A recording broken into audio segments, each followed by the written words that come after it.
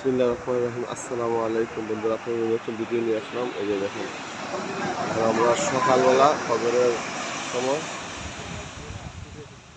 আছি আমরা কক্সবাজার বিচের ভিতরে। কি ঢেউ, কি সুন্দর সাগরটা ঝলমল করে চলতেছে। ও আনকমন আনকমন ঢেউ আছে, অনেক বড় বড় ঢেউ।